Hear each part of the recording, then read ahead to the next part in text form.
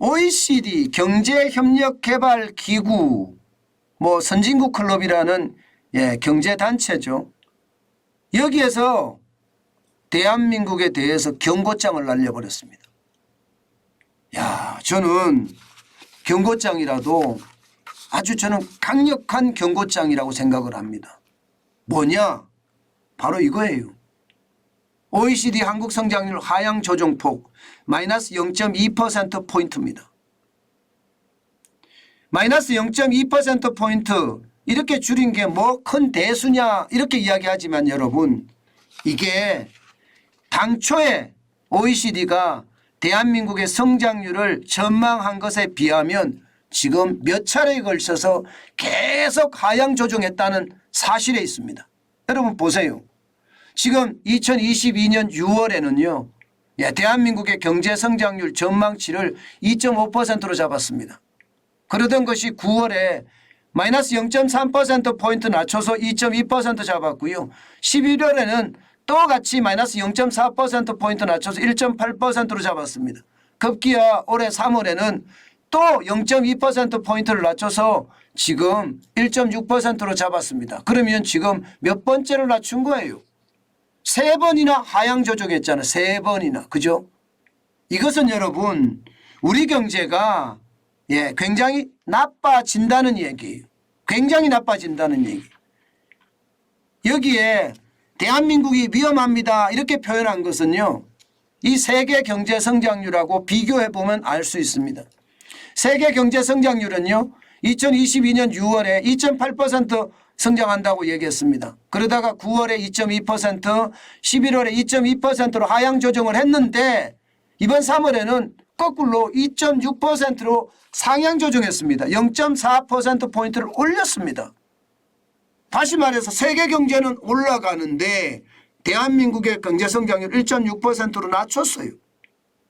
이거 괜찮을까요? 이것은요. OECD가 대한민국을 보고 너네 위험해 하고 이야기하는 것과 저는 다름없다고 생각을 합니다. 그만큼 말입니다. 지금 우리 사회에는요. 해외에서 볼 때도 세계 경제 회복세를 타지 못하고 우리만 유독 침체에 빠질 수 있다는 그런 전망이 계속 나오는 겁니다. 아마도 이렇게 전망한 것은요. 뭐 수출이 진짜 엉망이잖아요.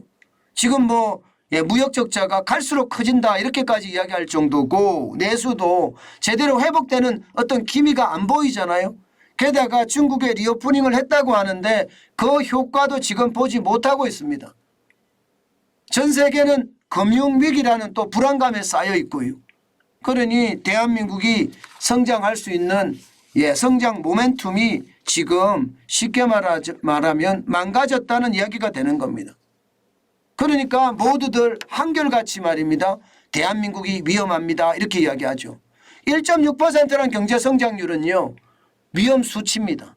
위험수치. 우리 정부도 1.6%, 한국은행도 1.6%지만 이 수치 자체는 굉장히 위험수치입니다. 문제는 여러분 이게 OECD만 이렇게 대한민국의 성장률을 하향 평준화하지 않습니다. 문제는 다른 국제기관들도 똑같이 대한민국을 굉장히 나쁘게 보고 있다는 사실입니다. 여러분 이거 한번 보세요. 경제협력개발기구는 그나마 덜 다운시켰습니다. IMF 국제통화기금은 보세요. 국제통화기금은 0.3%포인트나 낮췄죠. 굉장히 많이 낮췄습니다. 아시아개발은행은 더합니다. ADB 여기는요 0.8%포인트를 확 낮췄습니다. 진짜 심각하게 들리지 않으세요? 결국 말입니다. 1.5%까지 내려간다면 대한민국의 성장률은 역대급이 되는 역대급이. 그 정도로 말입니다. 대한민국의 성장률에 대해서 위험하다. 국제기관들이 똑같이 하나같이 이야기하고 있다는 사실입니다. 저는 윤석열 정부가 과감한 개혁을 해야 된다고 생각을 해요. 민주당이 동의를 안 해주면 국회에서 싸워서라도 해야 된다고 생각합니다. 그렇지 않고 말입니다. 언젠가는 되겠지 언젠가는 되겠지 뭐 협치를 한다고 지금 기다리다가는요 경제가 망가지고 말 겁니다. 지금 이 상태라면 망가지고도 만다는 이야기가 현실이 되는 거 아니겠습니까? 실제로 그렇게 되고 있으니까요. 여러분 이거 한번 보세요. 지금 말입니다. 제일 심각한 건 피치예요. 피치는 국가 신용 등급을 결정하는 그런 신용평가기관이잖아요. 그런데 올해 경제 성장률을 1.2%로 잡았습니다.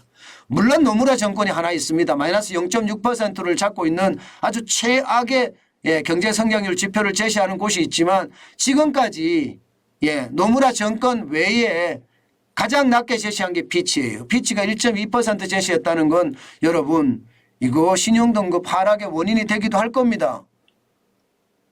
대한민국이 올해는 제발 성장을 높여야 돼요. 정부가 이야기하는 게 1.6%고 한국은행도 1.6%거든요. 그런데 점점 지금 아시아개발은행도 1.5%고요. 현대경제연구원은 그나마 1.8% 높게 보고 있습니다. KDI도 1.8% 높게 보고 있지만 전체적으로는요. 이 가중평균을 해보면 1.5%대에 머뭅니다. 1.5%대에.